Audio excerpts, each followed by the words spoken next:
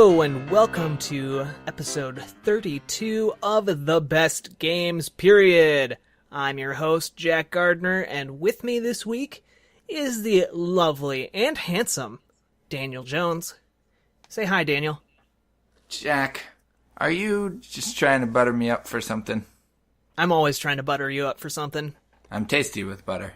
Yeah, like that. Yep. You were like that baked potato you were telling me about a few minutes ago. Yes, oh, my baked goodness. potato with mac and cheese and bacon and more cheese.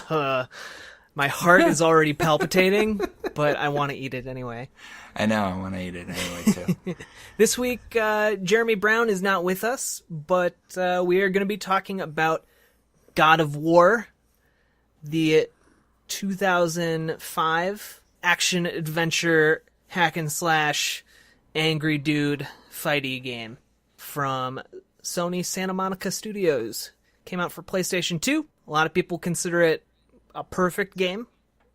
If it's one of the most highly rated games ever, critically, and I think one of the most popular game series for a long time. I don't know, is it still as popular now as it once was? Did it kind of fall off after 3? I just stopped paying attention after the 3. Yeah, it definitely fell off after 3. Ascension did not do nearly as well as the previous 3 mainline games. And I guess Ascension's not really a mainline game now, is it? But it's not? I thought I don't know. It's supposed to be a prequel, isn't it?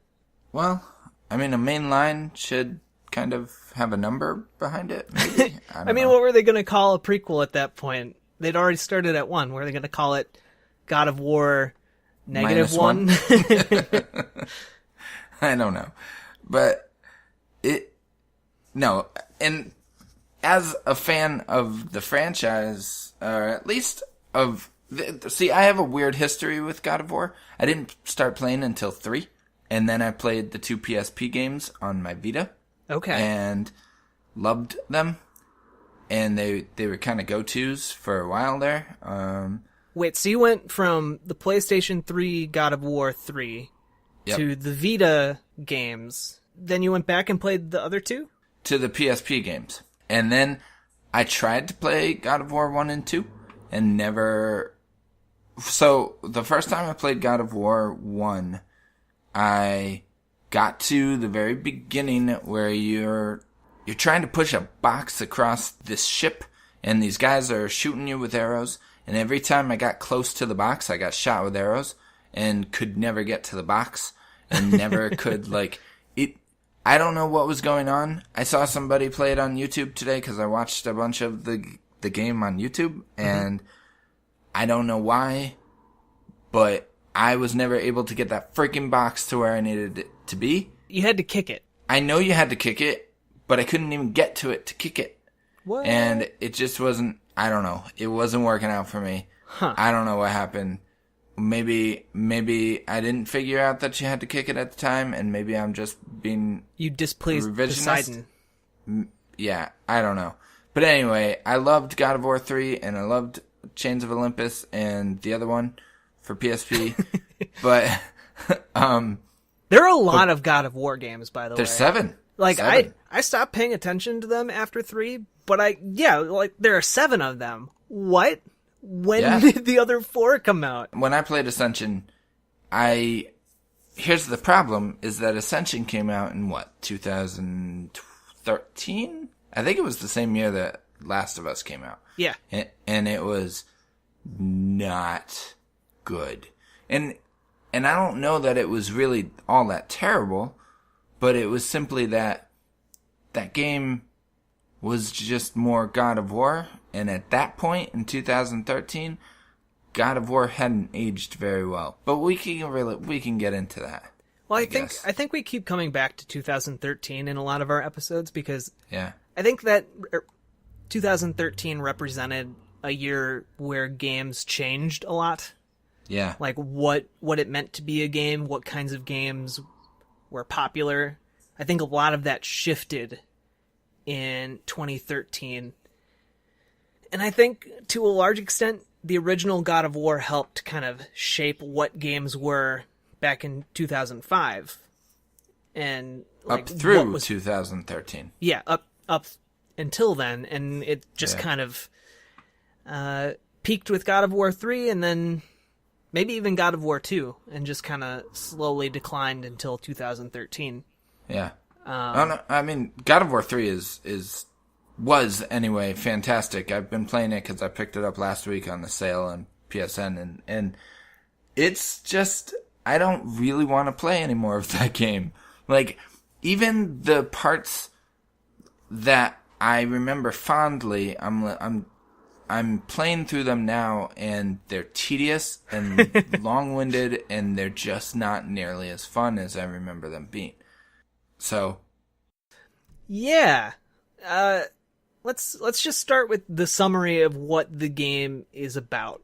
Yeah, you play as this Spartan warrior named Kratos, and essentially the entire game is this Greek mythology tragedy. So you play as Kratos, and it starts in media res. Oh my goodness, exciting things happening. Kratos is trying to kill himself. Right. And then it jumps back 3 weeks earlier. Like, okay. It's a busy 3 weeks. It's just 3 weeks earlier. Whatever. He's in the middle of killing people on a ship. And essentially the whole setup for this game, if you kind of take out the kind of twisted chronology of everything, Kratos was an army commander for Sparta. Basically sold his soul to the god of war Ares to defeat his enemies. Ares then tricked him into murdering his family, whose ashes are then magically fused with his skin, along with the iconic chain blade weapons, the Chaos Blades, I think they're called.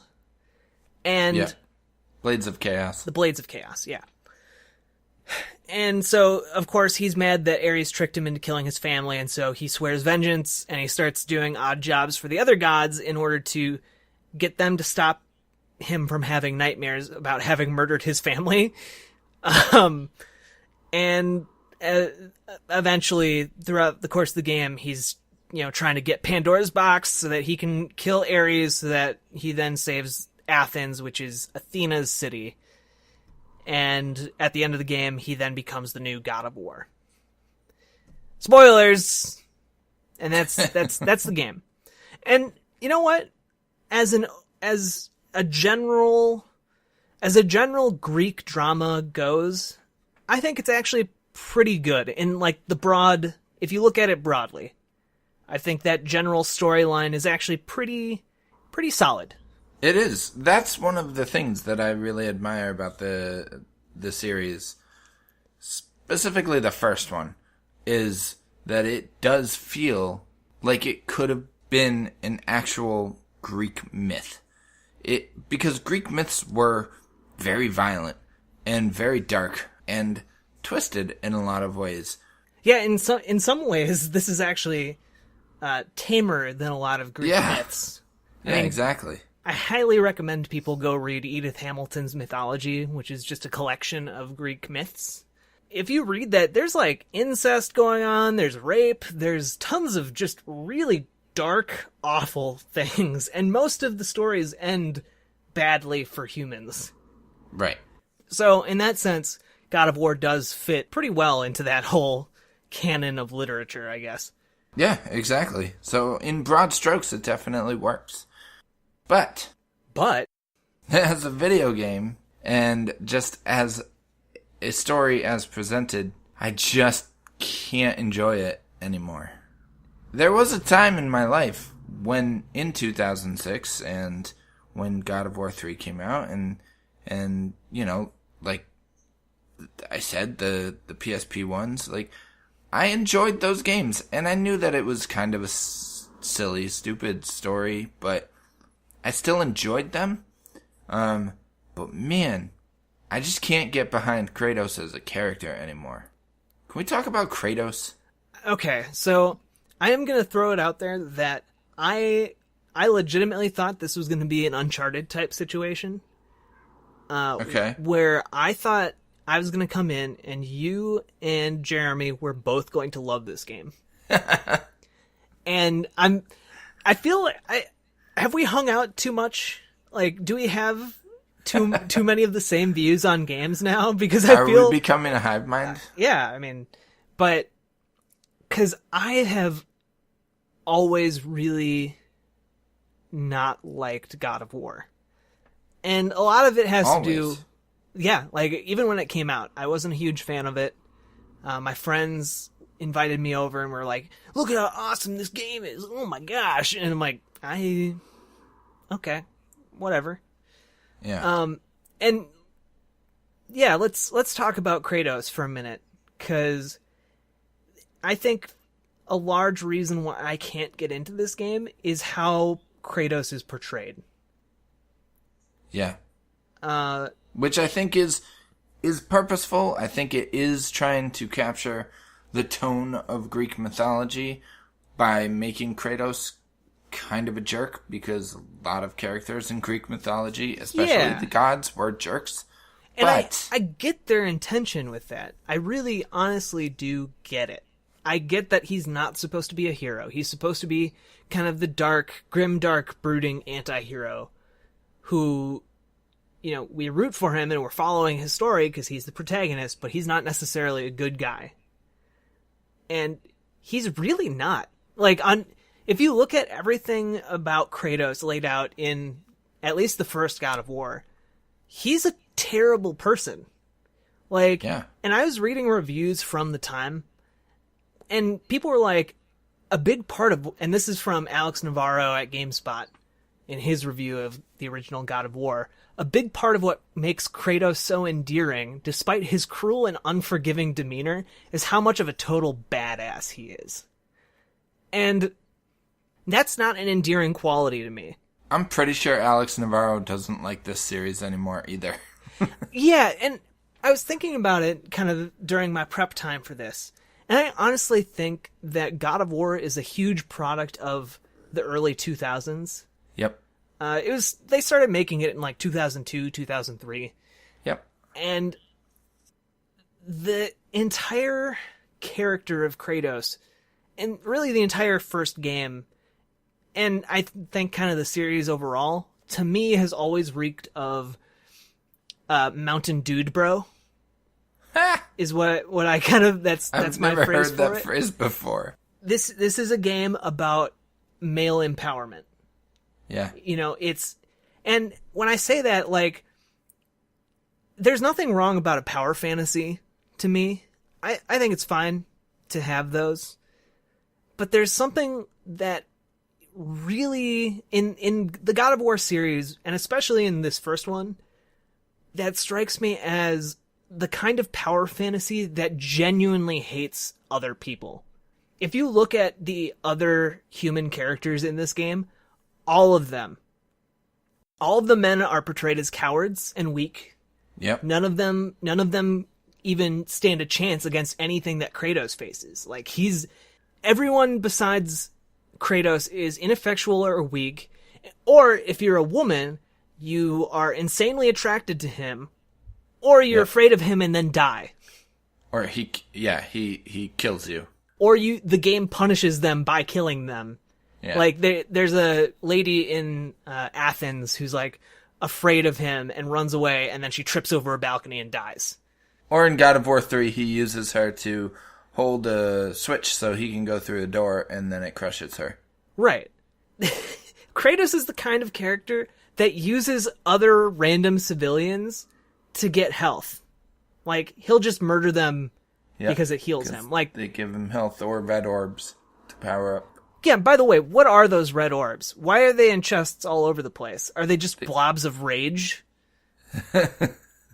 Like, why are people putting them in chests?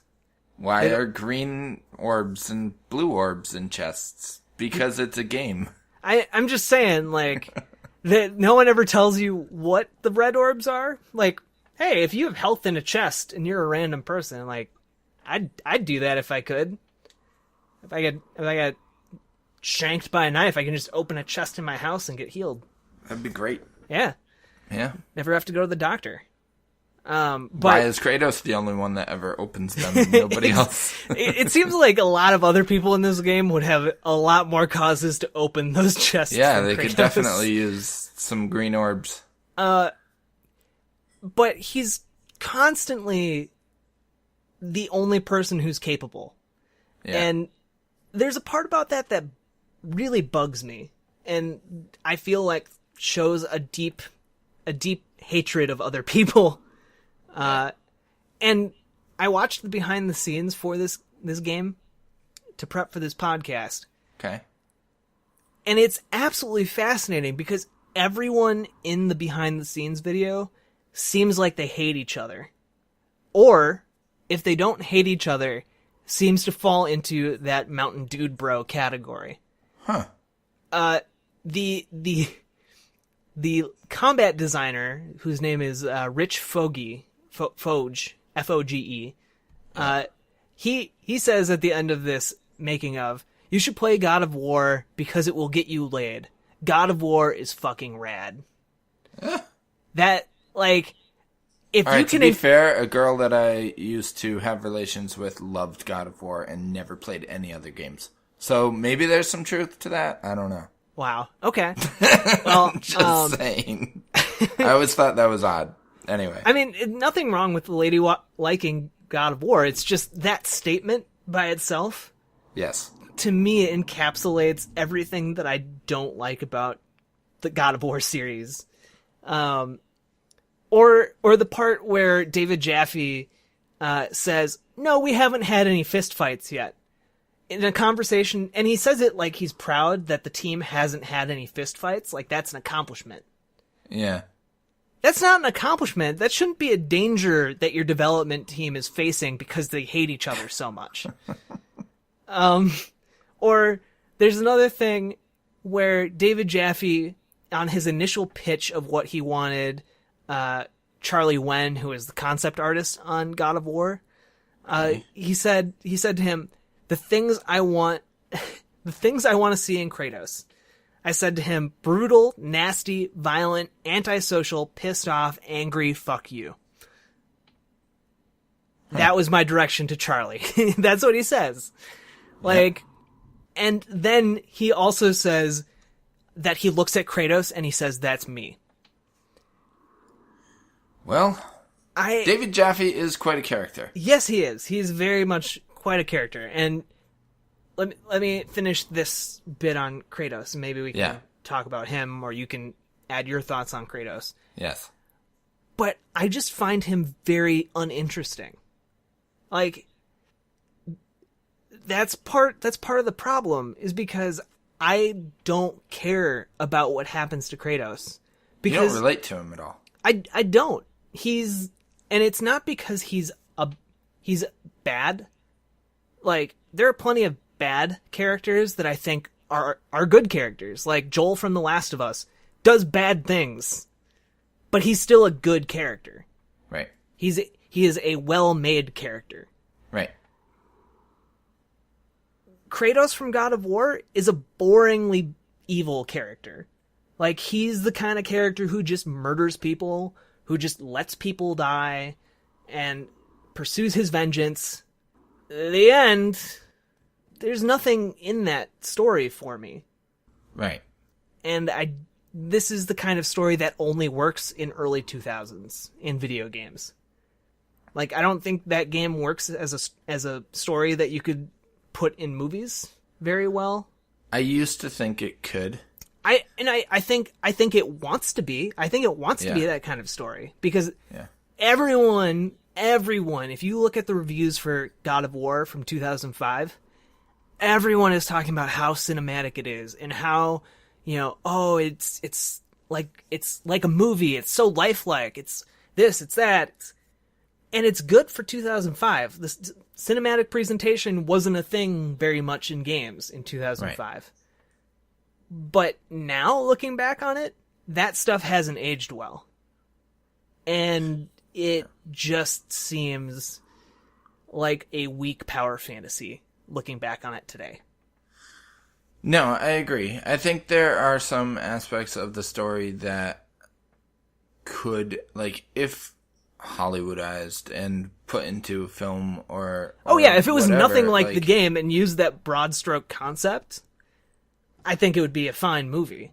But and if I you're also talking I about also translating it directly, no, I don't think. Oh it yeah, at all. no way, no way would it translate directly into any other medium. Well, maybe comic books, but I also do think that it set a standard for set piece moments in games that would kind of it would go on to be the standard for cinematic set piece moments in games. Like you look at Uncharted owes a lot to God of War. And I still love Uncharted, but God of War for me did so many things with those big set piece moments that just drag them down when I go back and play it now.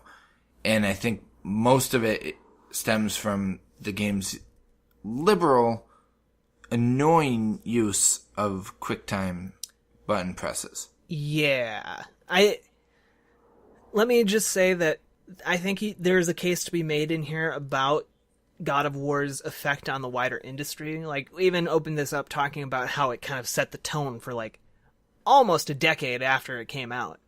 Yeah. In terms of what action games were. But I always found that to be an awful precedent to have set. I hate QuickTime events. I hate them. I think they're one of the worst things you can do in games, and I really can only tolerate them in, like, Telltale adventure games. We went over that in our Walking Dead episode a little bit. But to me, if you're playing an action game and then you switch into a QuickTime event, that's awful. I hate that. I hate it. Let me fight the actual monster myself. And there's a perfect game that does that. And you know what? It's called Shadow of the Colossus. That's a great game where you have these incredibly epic cinematic boss encounters, and it lets you just play them. No QuickTime events.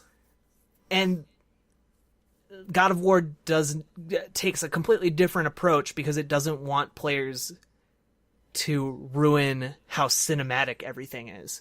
Right. And granted, they did a lot of really, really great animation work in God of War. Like, credit where credit's due. The animation is really smooth. Yeah. Really great. And there are an impressive, for PlayStation 2 era, an impressive number of different killing animations. Yes. I mean, I think also the camera work in both the action sequences, but also just in game, the camera work is pretty impressive. They do a good job. It's not a completely static camera like something like Devil May Cry, but the camera follows you as you go, and it takes different angles depending on what's going on in the action. And that's done really well. So technically, I would disagree. Oh, really? Okay. Well, I was playing it yesterday to brush up. I played it for a good 4 or 5 hours, and there are some moments in that game, if you get backed into a corner, where the camera just does not let you see what is going on. And that's probably true in the first one. Yeah. So irritating. I had a migraine after I was done playing it yesterday. I saw that. I was not happy. Part of the praise for this game, I was reading reviews today. Part of the praise for this game was the lack of backtracking. Except that there are some ledges, if you fall off of a ledge in God of War, it makes you backtrack through like a minute and a half to 2 minutes of like a puzzle, of a jumping puzzle you already solved in order to get back to where you were. That's not fun. Also, there are an alarming number of like balance areas where you have to balance yourself. Those are the worst. Along these like thin platforms, and if you fall off, you just die. Yeah. Or it puts you back at the beginning, and you have to do it all over again. Do it all over.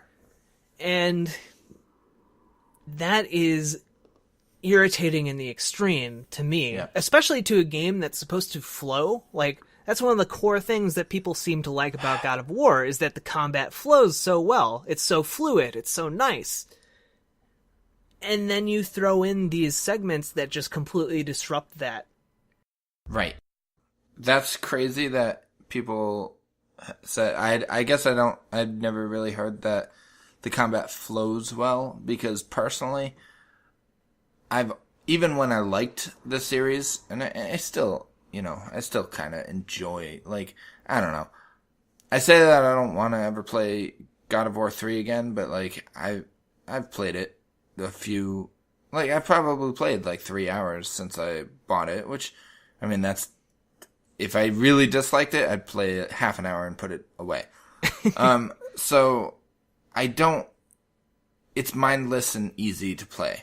So I'll play it once in a while. But I don't think it's really well done. And I don't think the combat is fluid at all. Personally, I think a lot of people mistook the fluid animation of the chains for actually being fluid combat.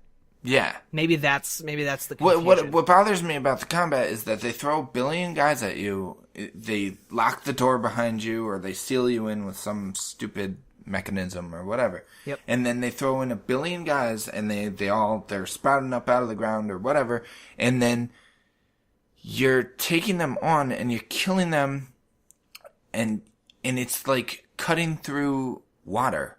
I mean, it's like nothing. It's like you're just slicing through all these guys, and every once in a while you'll hit the circle button and go into some friggin' animation which gets a old. Bigger one, Which gets real so quick. old because they're all the same, and it disrupts the flow of the combat. Whereas for me, the pinnacle of this of the genre is the Devil May Cry series, which in the Devil May Cry games, the combat flows so well, and you're never taken out of it. There are no quick time events. You can whip guys up in the air and shoot them with the gun and keep them and juggle them, and you're always in control. You're always in that moment doing it. I was kind of wondering while I was playing this, am I spoiled by Dark Souls? That's the other thing that I was thinking about, is that Dark Souls and Bloodborne more recently have ruined God of War for me. Is it because their approach to gameplay is just so much more satisfying, or their encounters are game design? I'm kind of stumbling around. Game design has moved on from where it was in 2005, where, like you said, now it's not really acceptable to just move into an area, all the doors lock, you fight things, open the doors, move on. Yeah. I think there's that. I think it's that the places you go to in God of War, one, it's very linear, to the point of just feeling like it's shuttling you along through one challenge room to the next. It feels very much like the challenge rooms in Bloodborne, the Chalice dungeons, or like any other boss rush mode that you find in other games. And that it's also that the combat doesn't have as much weight to it, because you're just facing off against these waves of guys and just mowing them down. Whereas every encounter in Dark Souls or Bloodborne feels like it has weight to it. It feels substantial. And just any little guy can kill you in an instant and can be its own challenge.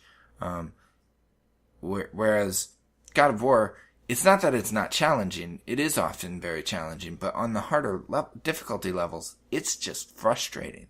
It's not like I can figure out, the cadence and rhythm to this enemy so that I can, learn to counter them well. None of that works well enough that it's ever satisfying to play it on the harder difficulty levels. Like, when I play, I'll just bump the difficulty down and just shut my mind off.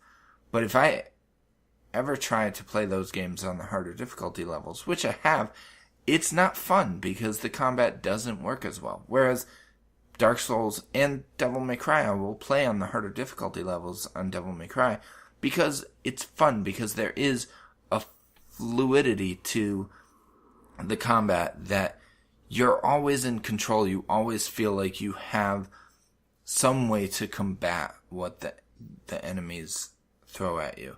And every encounter feels substantial, which God of War does not have. And weighty and deliberate. Right. Like, there's a sense when you play kind of the Souls series, or, even Devil May Cry, like, there's the sense that when you screw up, it's your fault. Right. And that's more so for the Souls and Bloodborne.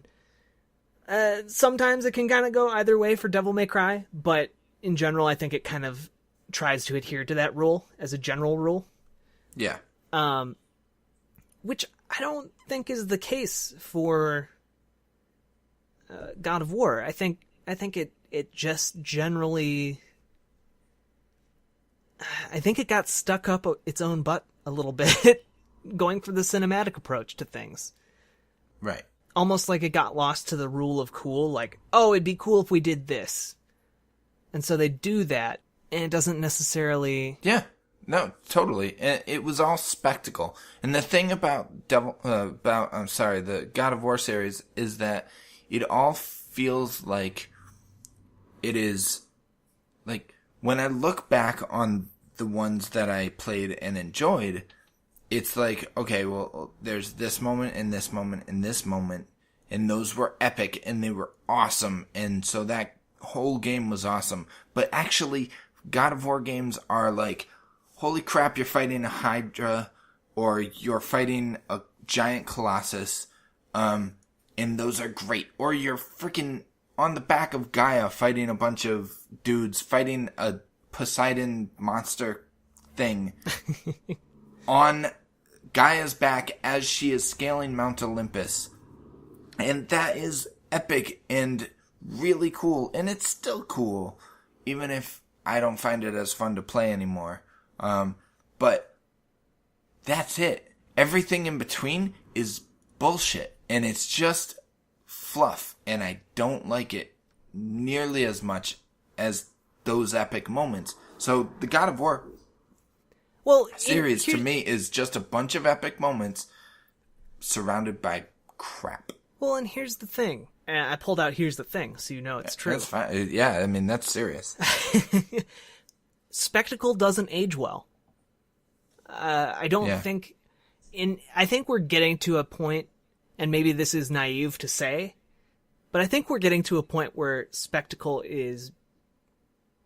You can survive on a spectacle game because graphics are getting to kind of a high fidelity point, like in a lot of things. I don't think in like 20 years we'll look back on, say, BioShock Infinite or The Last of Us and be saying that it looks like crap or it's full of fluff for the sake of cinematics.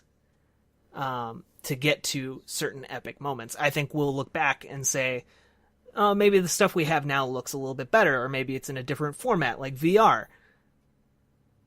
But I think when you look back at God of War, it's just trying so hard to ape Hollywood things.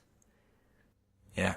That it creates a little bit of a gap. Because, like I said earlier, the story in broad strokes works as a Greek tragedy.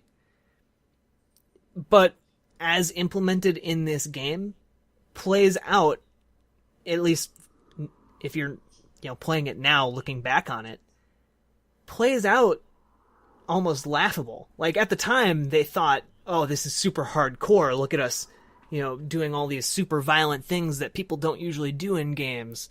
We rip off this Gorgon's head. Oh my gosh. We stab this Minotaur right through the throat.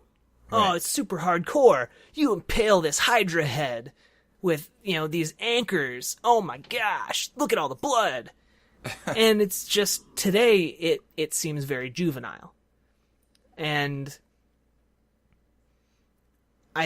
it's juvenile, and technologically, it's nowhere near where things are today. No. And so I think it comes from that time where this was the best we had, Right. In 2005, something that just had the broad strokes of a Greek tragedy was the high epitome of what was available on consoles, which consoles were mainstream. Like, everyone had consoles. Very few people were playing on PC, much less than there are today. So the indie scene was barely even a thing back in 2005. So, you really didn't have art games. You really didn't have a lot of these things. Like, if you went online, the closest you got to art games were Flash games on places like Newgrounds and that's all I can think of off the top of my head. But I honestly think it's a product of its time. Yeah. That doesn't really hold up today. You mentioned Shadow of the Colossus, but to me, it's crazy to think that this came out the same year as Shadow of the Colossus. To me, Shadow of the Colossus has aged just brilliantly. I know there are detractors that think that game has not aged well, and I guess I don't understand. I feel like they haven't actually played it since 2005. Or maybe they have and just haven't compared it to other things that came out in 2005. Yeah, maybe. Because, oh my goodness. Yeah, we will do a Shadow of the Colossus episode. But yes. But God of War just feels like a relic of that time. And the thing that keeps sticking in my mind is that, like, I do still think that Devil May Cry, even Devil May Cry 1, I absolutely adore. And it was one of my favorite games of all time for a while. And it's probably still up in my top 30 or so. Mm-hmm. And I enjoy that whole series, but except for 2.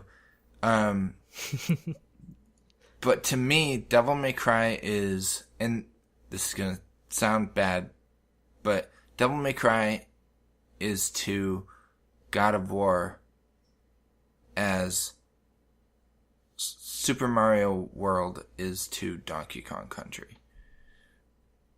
And I love Donkey Kong Country, so I'm not disparaging Donkey Kong Country, but there's a finesse to Japanese video games that American or Western games just don't tend to get right.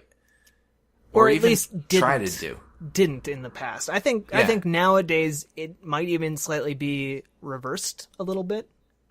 Maybe in some ways, yeah. In some definitely. ways, yeah. Yep. Yeah, sure, I can see what you mean. So, yes, there was just a cadence and flow and rhythm to those games that worked really well, and by comparison, God of War just feels clunky, and it feels like it is going for style over substance. Even if it's not going for that, that's definitely how it comes off.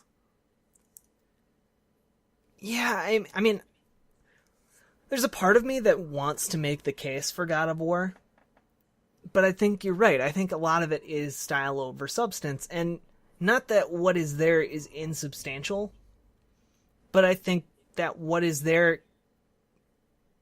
is insubstantial compared to what we can have today and what games have survived from that time period. Like, again, comparing to Shadow of the Colossus, I go back and play that game every year.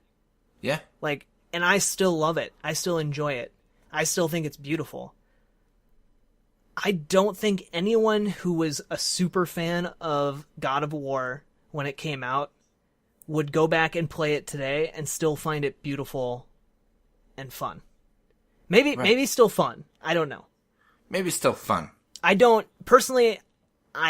have fun playing this game. I think the combat is tedious. I think the combos can be enjoyable, but even if you start to get into that groove where you are enjoying it, then the quick time events.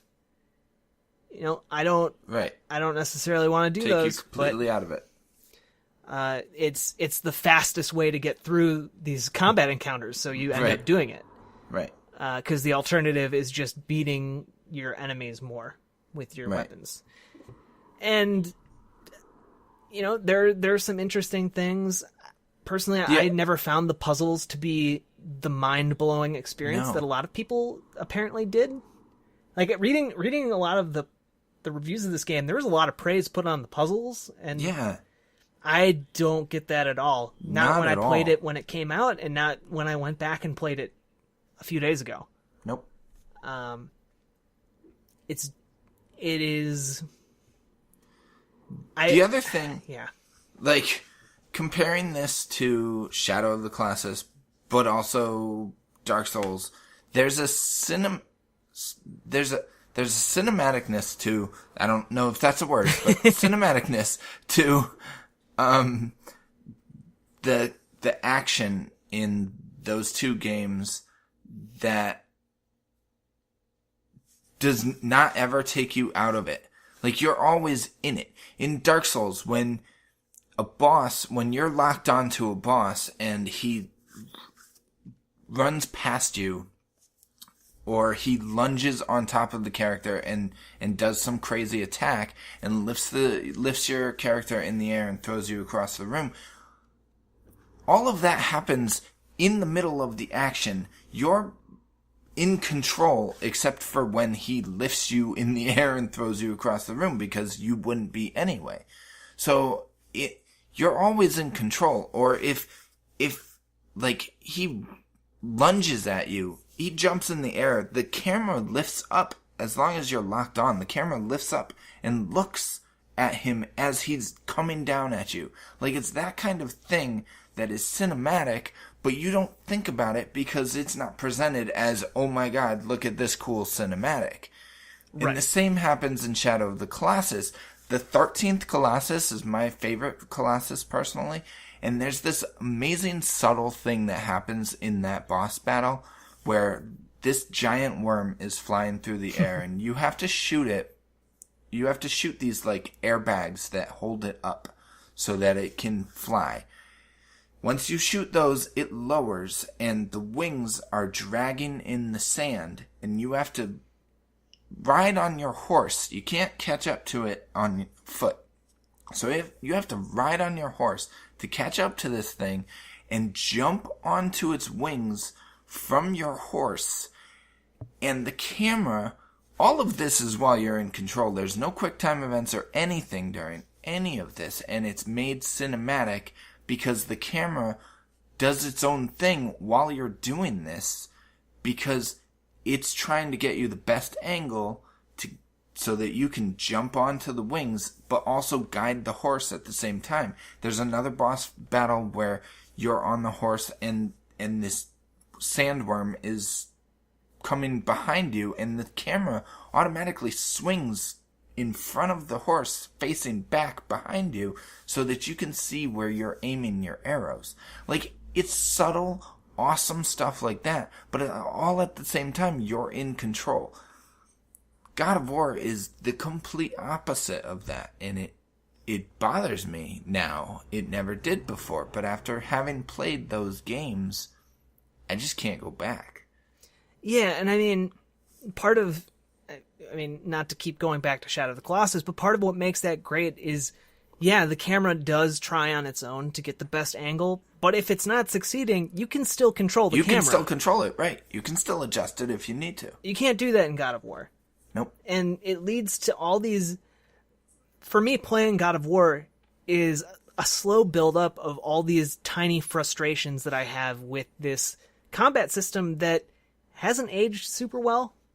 And is stuck in the mechanics of 2005, and nothing was wrong with it then, because at the time that was the best everyone had. Like, visually, in terms of spectacle, in terms of the encounters, in terms of monsters, every details, voice acting, it was all really great. But it just doesn't hold up as well as a lot of things from that time. And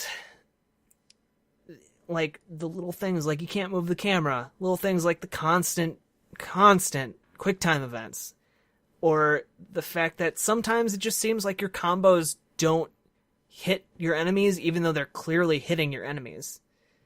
If it is intentional, it is kind of brilliant if this was intentional. But it slowly made me just really mad. Like, playing God of War made me mad. And maybe that's a point in its favor, because it is making... I am Kratos. I am angry. Making you feel like Kratos. Yeah. But... I don't think that was intentional. Yeah, I really don't think so either. But that'd be kind of a neat little meta twist, I think. But I think at the end of the day, the biggest thing that bugs me about God of War is just how, what I was talking about at the beginning, is how much it hates people. Like, everyone who's not you, like, even, because when you're playing, you are Kratos. Everyone who is not you is incompetent, weak, or exists only for your pleasure and until you're done with them. Yep. Like, the beginning of that game is Kratos kills monster, lets everyone die, basically murders the captain of the ship, takes his key, and goes into the captain's quarters, and then, because obviously he's such a man, he has sex with 2 ladies, and obviously because he's such a man, he drinks, like, 30 jugs of wine. If you, like, look around that room, they're just everywhere. And he's still super, I'm so angry about everything in my life. And then, but obviously he's such a great lover, because the two ladies are like, come back to us, Kratos, blah, blah, blah. It's like, and then he's like, no, go get off into this war-torn city, blah. It's just like, the way the game treats other people in this game makes me feel gross. And there are power fantasies that I enjoy and that I find enjoyable and fun. This is not one of them. It just makes me feel kind of oily. I was constantly reminded of Doom, 2016's Doom. Yeah. That is a good power fantasy. I've played a little bit of it now. How awesome that game is. Yeah. Yes.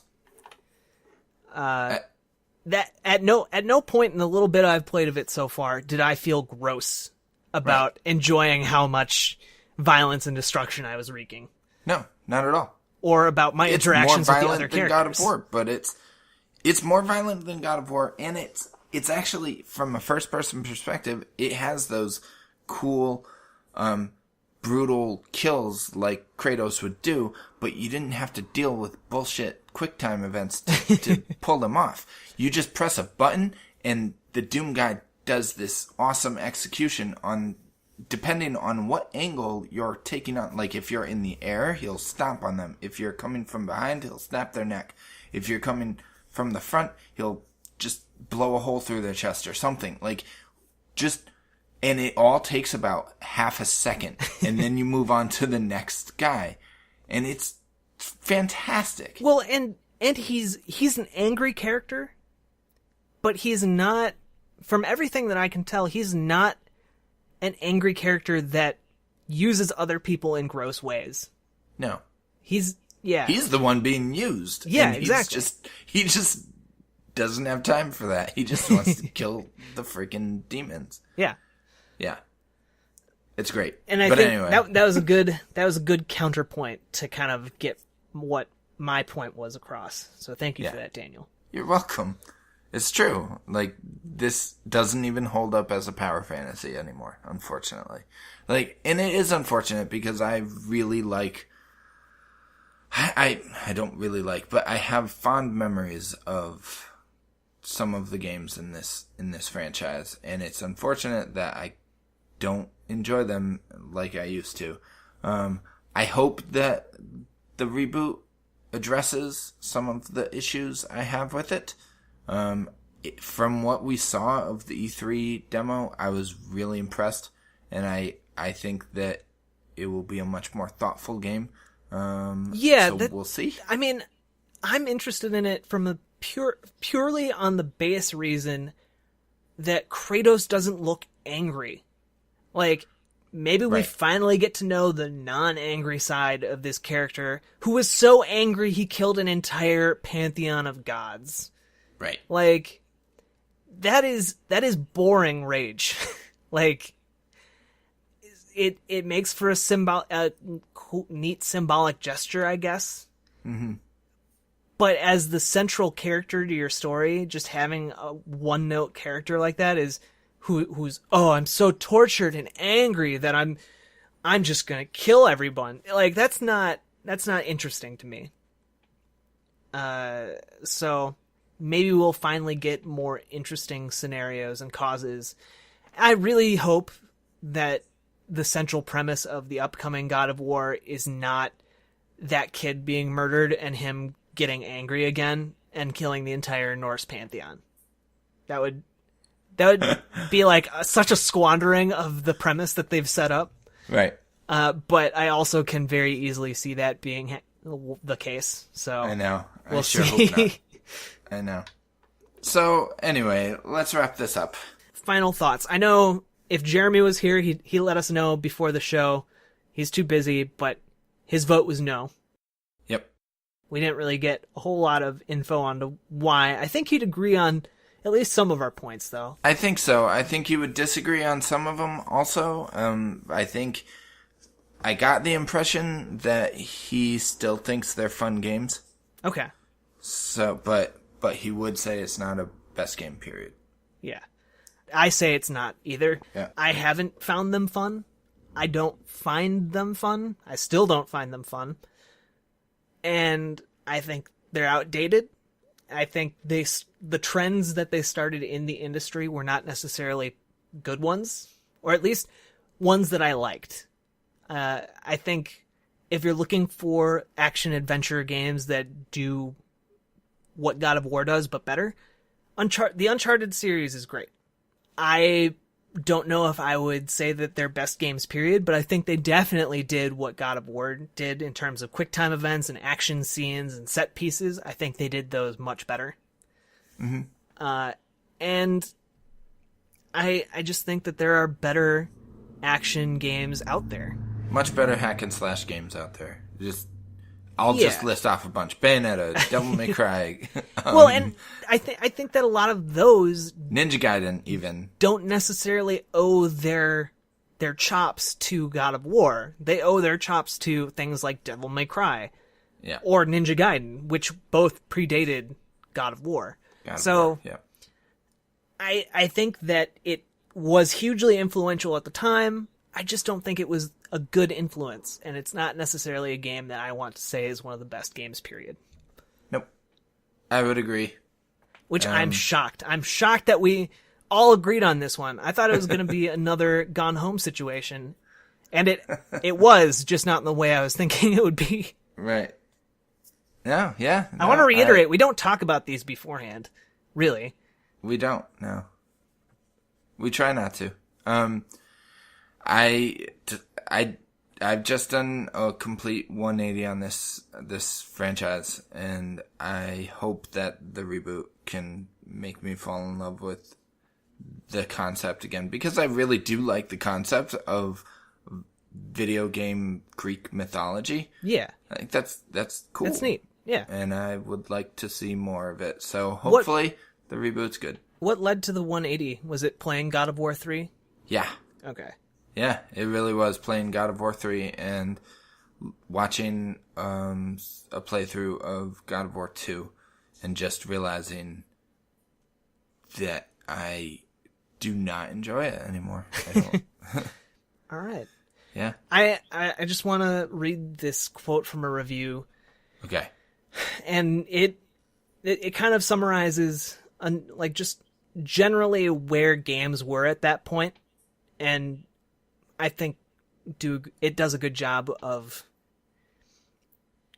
stating exactly why I just can't get behind God of War. So in this review, it's for IGN. It's by Ivan Sulic, Sulic, I don't know how to pronounce that. It goes like this. Before I continue and tell you exactly why you'll adore this product, please realize that God of War is not for the young or faint of heart. This video game features sexual situations, bare breasts, and excessive brutality. Good with that? Excellent. Like, just walking through that line in a review, this was at the time when people still weren't talking about games as art. They were talking about them as product. Right. And there's a certain economic reality behind games that we all recognize. But I think for a reviewer to talk about something as a product is just kind of, I don't know. It seems too much like a salesman pitch to me. And it just kind of hits me the wrong way. But then, moving on, it's not for the young or faint of heart. And it's not for the faint of heart because God of War at the time was considered to be this ultra-violent, super grotesque kind of game. And as time has gone on past God of War, we've seen things that easily are way more graphic and disgusting in games. And I don't know that God of War necessarily set the precedent for that. Now it just kind of looks like an arcade funhouse of ripping people's arms off and beating them to death with them. Yeah. And then as for sexual situations and bare breasts, the game just seems to me, if you made God of War into a person, it would be a teenage boy going through puberty who's absolutely obsessed with breasts and 80s action movies. And that, like, that's, to me, that's what this game is. Yeah. It is the video game equivalent of teenage boy looking at boobs and watching 80s action movies with their friends. And you know what? That can be a good time. Especially if you are one of that teenage kid's friends and you're playing it, I can see where you'd have fun with that. But you know what? Maybe that's not fun for everyone, and maybe once you get a little bit older, you outgrow that, you know? Well, I think it's that the video game industry has outgrown it too. Yeah. I think video games used to be obsessed with aping Hollywood, and they've moved beyond that. I would hope anyway. I feel like they have, or are trying to anyway. Yeah, or it's not such an issue that they have to have a complex about it, you know? Right. Right. They know how to do it. There are jobs in the game industry dedicated to getting that stuff right. Yep. Who know the language of film. And so it's not as big of an issue or a selling point. We no longer give games Game of the Year awards just because they look like good cinematics. Or maybe we do, because God of War just got Game of the Year E3 awards for just showing an in-game, basically Uncharted an in-game 4 cinematic. is my Game of the Year so far. So there, definitely there is still that. But Yeah. But I think also Uncharted 4 understands, and part of what I love about it is that it understands that it is a video game and it needs to tell its story in more of a long form than a movie. Yeah. Whereas, well, and it's written by Neil Druckmann, right? Yeah. Okay. And it takes its time to set up the characters in a way. This is a total tangent, but it takes its time to set up the characters in a way that a book would, or really good video games have done, like Mass Effect or like Red Dead Redemption, and they take their time to get you invested in the story, and rather than it just being a bunch of cutscenes strung together by gameplay that would, if taken divorced from the gameplay, you could practically just watch the cutscenes on YouTube and still get the story, which is kind of the case with Uncharted 1, 2, and 3. But Uncharted 4 I didn't find to be that way, so it does learn some lessons. Okay. Yeah. But anyway, we should move on. We should wrap up this episode. Jack, can you tell everybody about Extra Life? Because we post the show on Extra Life on community.extra-life.org every week. And some people might not know what it is. So could you explain? Yeah. Extra Life is basically a charity walkathon, charity marathon, but with games instead of, all that pesky walking or running around kind of thing. So basically, this year it's November 5th. People of all walks of life get together, get some of their friends together, get friends and family to come together and donate and play video games for 24 hours. And it's a really great time. A lot of people form teams. A lot of people do it solo. Some people stream. One year we had people string themselves together on a single live stream and just kept it going for an entire week straight, just kind of relaying it. Really, it's whatever you want to make it. But each person who signs up can choose a Children's Miracle Network hospital, either local or somewhere else in the United States or Canada that's close to their heart. And 100% of all the money they raise goes directly to that hospital to pay for treatments for kids. And I mean, where can you go wrong with this idea? With Extra Life, you get to play games, and you also get to help kids. And you get a good reason to play games, because you're helping kids. So really, it's a win-win-win. It's a triple win. And you don't get much more winning than that. Win, win, win. And so they go to extra-life.org to sign up? To sign up, yep. And you can also visit or find our show on community.extra-life.org. Yes, you can. And you can also find the Best Games Period on SoundCloud, iTunes, Libsyn, which is our hosting site. We also post it on Game Informer every week. And like Jack said, community.extra-life.org. And you can find us on Twitter at Best Games Period. We would love to hear your thoughts on God of War and any other games that we might have covered in the past. Give us some suggestions on games that you want to see us cover in the future. Anything like that, let us know on Twitter. You can also leave a review on iTunes. We love those as well. Jack, thank you very much for joining me. Thank you, Daniel. For episode 32 of the Best Games Period. And thank you, good listeners. See you next week on the Flippity Dippity.